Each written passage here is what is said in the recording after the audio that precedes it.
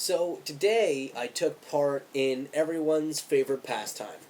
No, I'm not talking about Scrabble. I, of course, am talking about going to the dentist.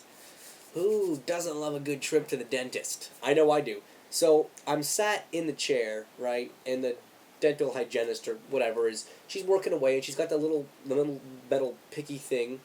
All right, she starts scraping on the teeth, but then after a while she starts missing the teeth and like stabbing me in the gums.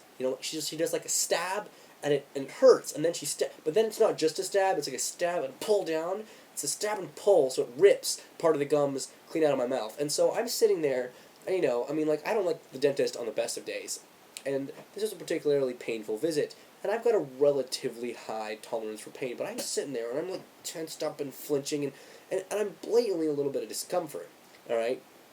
She's not picking up on these signals. You don't really want to say anything. Plus, I've got a cold, so I can't breathe through my nose right now. So I'm kind of there like,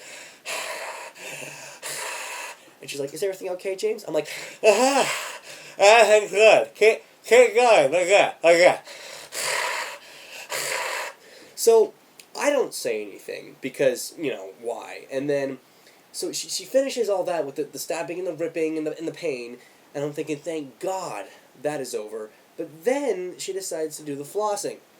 And recently, I think the Dental Association of America issued that sandpaper is now to be used instead of dental floss during this procedure. So she pulls out sandpaper-looking material and starts sanding away the gums right off my teeth, like right off the bone of my mouth. I've got nothing left. At this point, I'm in absolute agony. Still can't breathe through my nose. And finally, she finishes all that up. And then she puts down her tools, and she gets this very somber look on her face, and she looks at me and says, "James, we seem to have a bit of bleeding. I don't think you've been flossing enough." You don't think I've been flossing? Well, I think that you were stabbing me in the gums with a little metal stick. Let me stab you in the gums with a little metal stick, and let's see you not bleed. Don't you have a heart? What kind of concrete gummed people come through this chair? I mean, is this the...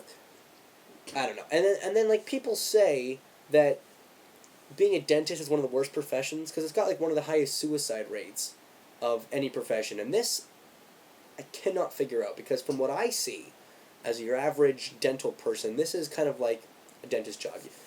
I come in, I sit in the chair, somebody else, a dental hygienist or a dental assistant or whatever they're called, comes in and does the scraping and in this case the stabbing and then the gurgling and the flossing and the foaming and whatever. And then for 35 seconds, the actual dentist walks in and goes, "All right, let's have a look here, yeah? Okay, looks good. Bite down for me. Very nice. You've been flossing, haven't you, James? I can tell. Very good. Okay, we'll see you in 6 months." And then they go on vacation for 3 weeks in an island. Life's tough. And the misery now. I can just see it.